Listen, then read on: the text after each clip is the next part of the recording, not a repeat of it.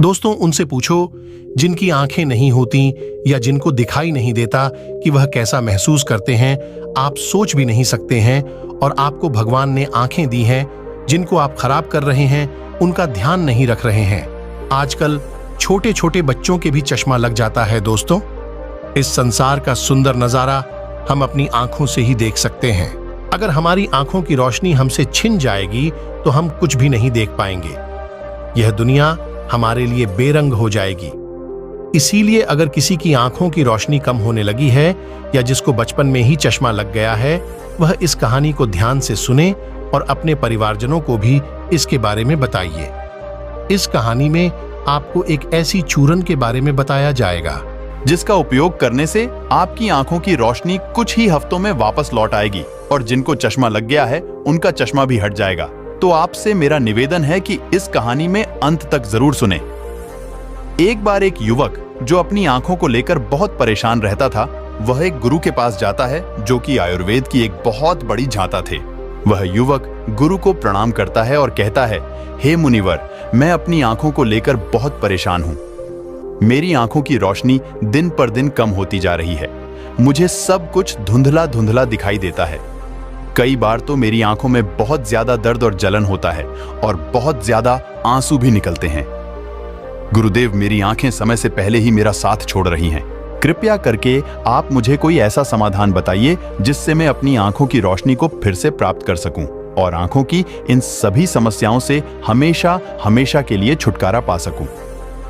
गुरु ने उस युवक की सभी समस्याओं को ध्यान से सुना और फिर कहा कि बेटा, हमारे आयुर्वेद में आंखों से संबंधित एक पूरा उपनिषद लिखा गया है जिसे चक्षु उपनिषद कहा जाता है।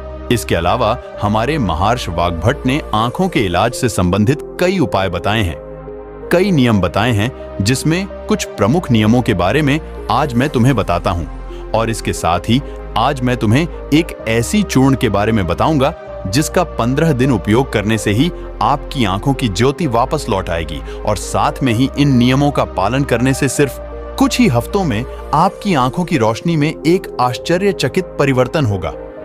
आप खुद देखेंगे कि आपकी आंखों की रोशनी वापस लौट आएगी और आपको पहले से अधिक स्पष्ट दिखाई देगा। और अगर तुम लंबे समय तक इस चूर्ण का उपयोग करते हो और इन नियमों का पालन करते हो तो तुम्हारी आंखों की सभी समस्याएं, सभी बीमारियां जड़ से खत्म हो जाएंगी और तुम्हारी आंखें हमेशा के लिए स्वस्थ और दृष्टिपूर्ण बनी रहेगी। फिर गुरु उस युवक से कहते हैं कि बेटा, सबसे पहले हम इन नियमों के बारे में जानते हैं। इसके बाद मैं तुम्हें उस चूर्ण के बारे में, उस चूर्ण की विधि के बारे में बताऊंगा और यह भी बताऊंगा कि तुम्हें उसे किस तरह से प्रयोग करना है। फिर गुरु उस युवक से कहते हैं कि बेटा, अब तुम इन नियमों को ध्यान से सुनो। आंखों के उपचार के लिए आयुर्वेद का पहला नियम है, सुबह उठते ही बिना कुल्ला किए अपने मुंह की लार को आंखों पर लगाना है। तुम जैसे ही सुबह बिस्तर से उठते हो तो बिस्तर पर बैठे हुए ही अपने मुंह की लार को अपनी अंगुली में लो और उसे अपनी आंखों की कोर में काजल की तरह लगाओ। यह बहुत ही रामबाण इलाज है। आंखों की सभी समस्याओं का असल में हमारी लार में वह सभी तत्व पाए जाते हैं जो मिट्टी में होते हैं और जब हम सुबह की लार को आंखों में लगाते हैं तो सभी पोषक तत्व हमारी आंखों को मिलने लगते हैं, जो आंखों को स्वस्थ बनाए रखने के लिए बहुत जरूरी है। आंखों को हमेशा स्वस्थ बनाए रखने के लिए आयुर्वेद का दूसरा नियम है, मुंह में पानी भरकर आंखों में धीरे धीरे छींटे मारना। तुम जब रोज सुबह अपनी आंखों को धोते हो तो उसे ऐसे ही नहीं धोया करो, बल्कि उससे पहले अपने मुंह में पानी भरकर फिर अपनी आंखों पर कम से कम 20 छींटे मारो। छींटे इतनी तेजी से न मारो कि आपकी आंखों में दर्द होने लगे, वह लाल हो जाए। हमें बस इतनी तेजी से छींटे मारने हैं ताकि पानी आपकी आंखों के अंदर चला जाए। जब आप आंखों में छींटे मारते हैं तो अंदर की छोटी से छोटी गंदगी भी पानी के साथ भरकर निकल जाती है और आंखें साफ हो जाती है। और मुंह में पानी भरने का कारण यह है कि जब हम आंखों में छींटे मारते हैं तो आंखों का कचरा जो है वह मुंह के रास्ते से न जाकर सीधे आंखों से ही पानी के साथ बाहर निकल आए, क्योंकि आंखों की कई बीमारियां सिर्फ आंखों में धूल मिट्टी जाने के कारण या कचरा जाने के कारण पैदा होती है। और जब ये सब कचरा साफ होगा तो हमारी आंखें भी स्वस्थ होंगी। फिर गुरु उस युवक को तीसरा नियम बताते हुए कहते हैं कि बेटा, तुम्हें सूर्य देव को देखना है हर दिन लगभग 5 मिनट के लिए सूर्य देव को देखना है, लेकिन दोपहर में या तेज धूप में नहीं।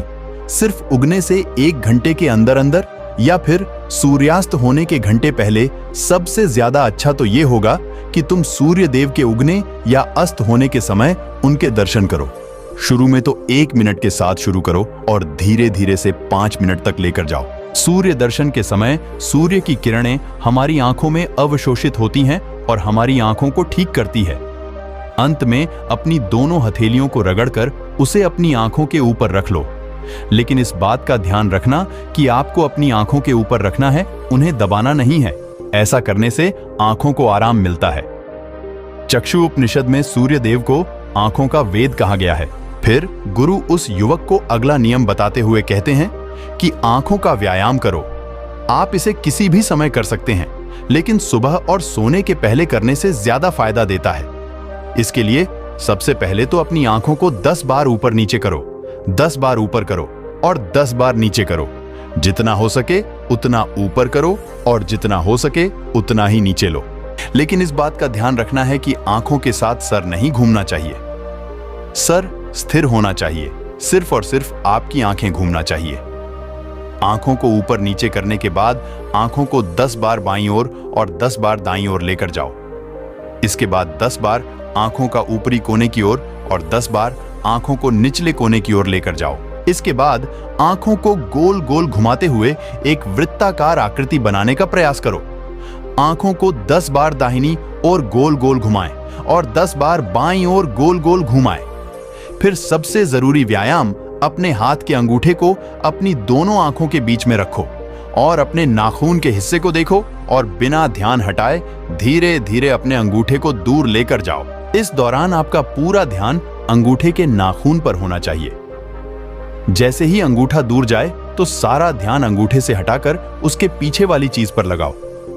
फिर वापस अंगूठे के नाखून पर ध्यान केंद्रित करो और फिर उसे धीरे धीरे अपनी नाक के पास लो।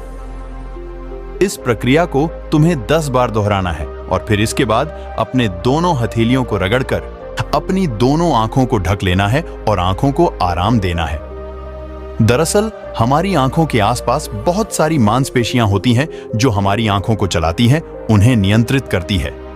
बिना व्यायाम के यह मांसपेशियां कमजोर पड़ जाती हैं, लेकिन इस व्यायाम को करने से तुम्हारी आंखों की मांसपेशियां मजबूत होती हैं और वह अपनी खोई हुई ताकत दोबारा हासिल कर सकती है। फिर गुरु अगला नियम बताते हुए कहते हैं कि शरीर को साफ रखो, क्योंकि शरीर साफ तो बीमारियां साफ। आयुर्वेद के नियम के अनुसार यदि हमारा शरीर भीतर से साफ है तो हमें कोई बीमारी नहीं हो सकती है। अगर हमारी आंतें साफ हैं और उनमें कोई भी पुराना भोजन जमा नहीं है तो सुबह हमारा पेट एक बार में ही साफ हो जाता है। हमें कब्ज की समस्या कभी नहीं होती है। तो हमारा हर एक अंग स्वस्थ रहेगा और हमारी आंखें भी स्वस्थ रहेंगी। अपने शरीर को अंदर से स्वस्थ रखने के लिए तुम्हें रोज 16 घंटे का उपवास या फिर एक दिन 26 घंटे का उपवास करना चाहिए। फिर गुरु से आगे बताते हुए कहते हैं कि बेटा अपनी आंखों को त्रिफला के जल से धोना चाहिए। त्रिफला एक बहुत ही प्रसिद्ध आयुर्वेदिक औषधि है। महान आरषि वाग्भट त्रिफला को इंसानी शरीर के लिए अमृत तुल्य बताया है। त्रिफला जैसे ही उसका नाम है, यह 3 फलों से मिलकर बना है। पहला है आंवला, दूसरा है भेड़ा और तीसरा है और अरहर। त्रिफला को बनाते समय इन तीनों की मात्रा का ध्यान रखना बहुत आवश्यक है। त्रिफला बनाने के लिए आंवला, भेड़ा और अरहर का अनुपात 1:2 और 3 होना चाहिए, यानी आंवला 3 गुना, भेड़ा 2 गुना और अरहर 1 गुना होना चाहिए। इन तीनों को सुखाकर इनकी बीज निकालकर इसे अच्छे से पीसकर मिला लीजिए।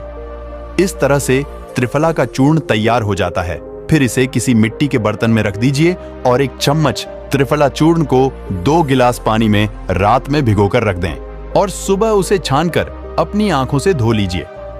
ऐसा करने से बहुत ही तेजी से आंखों की सभी समस्याओं में आराम मिलता है और आंखों की रोशनी बहुत ही तेजी से बढ़ती है। त्रिफला न सिर्फ आपकी आंखों के लिए बल्कि हमारे शरीर के लिए भी बहुत फायदेमंद होता है, क्योंकि यह वात, पित्त और कफ तीनों दोषों को नियंत्रित करता है। शरीर को साफ करने के लिए त्रिफला को 2 तरीके से लिया जा सकता है। एक रात को और दूसरा सुबह। अगर आप त्रिफला सुबह लेते हैं तो गुड़ या शहद के साथ लो, और यदि आप त्रिफला को रात में लेते हैं तो दूध के साथ या फिर गर्म पानी के साथ इसे ले सकते हैं।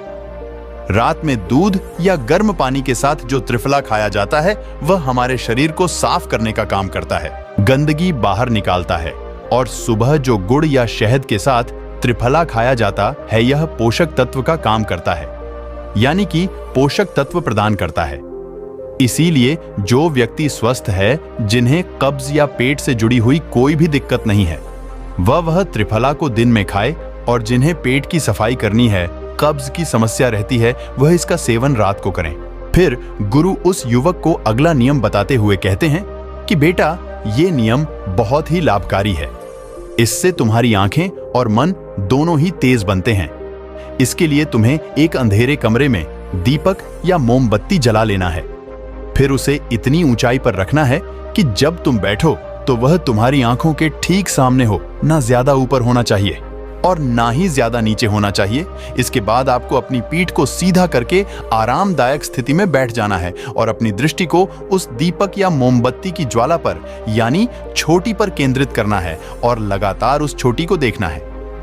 इस बीच यदि तुम पलक झपकाना चाहते हो तो आप झपका सकते हो, लेकिन कोशिश करो कि जितनी देर तुम बिना पलक झपकाए रह सकते हो तो बिना पलक झपकाए रहो। थोड़ी देर में तुम देखोगे कि तुम्हारी आंखों से आंसू बहने लगे होंगे, लेकिन चिंता करने की कोई जरूरत नहीं है, क्योंकि यह क्रिया हमारे आंसुओं के द्वारा हमारी आंखों की सफाई कर रही है। इस प्रक्रिया के बीच आप आंखों के आंसू को रोकने का प्रयास ना करें, बस इन्हें बहने दें। इस दौरान अपने हाथों से अपनी आंखों को भी स्पर्श नहीं करना है। जब यह प्रक्रिया पूरी हो जाए तब अपनी दोनों हथेलियों को रगड़कर धीरे धीरे अपनी आंखों के पास लेकर जाओ और आंखों को ढक लो। यह प्रक्रिया रोज रात को सोने से पहले कुछ मिनट के लिए करो। फिर तुम स्वयं देखोगे कि तुम्हारी आंखों की रोशनी दिन प्रतिदिन बढ़ती जा रही है।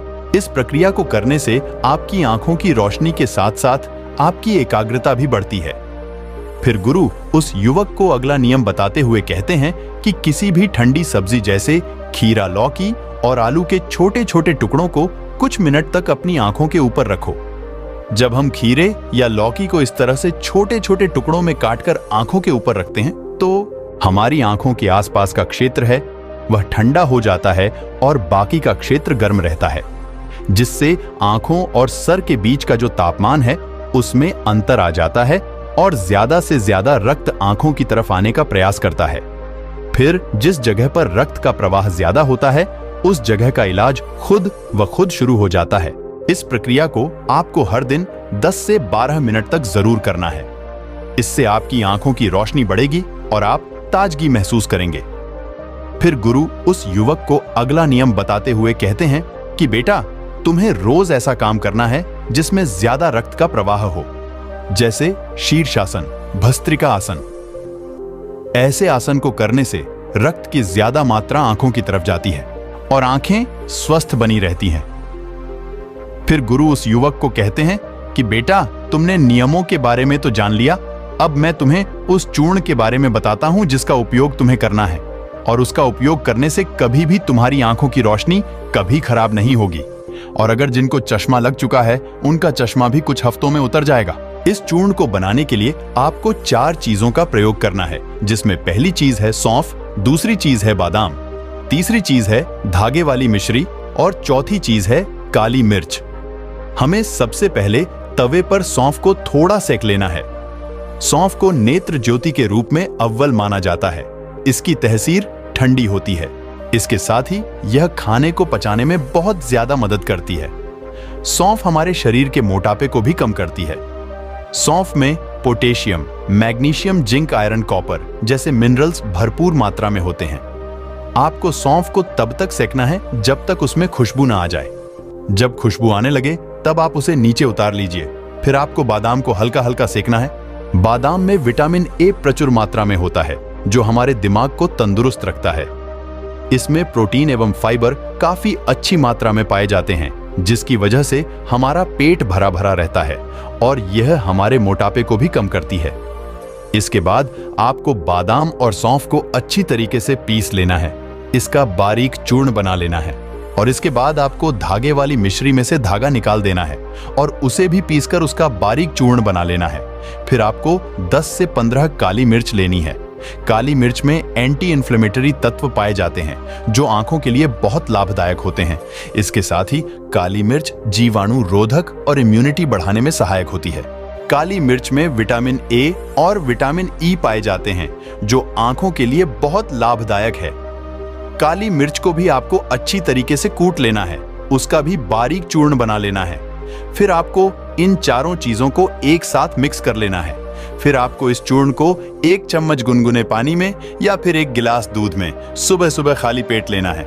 इसको लेने से आपकी आंखें बिल्कुल स्वस्थ रहेगी और साथ ही साथ आपका पेट भी बिल्कुल साफ होगा।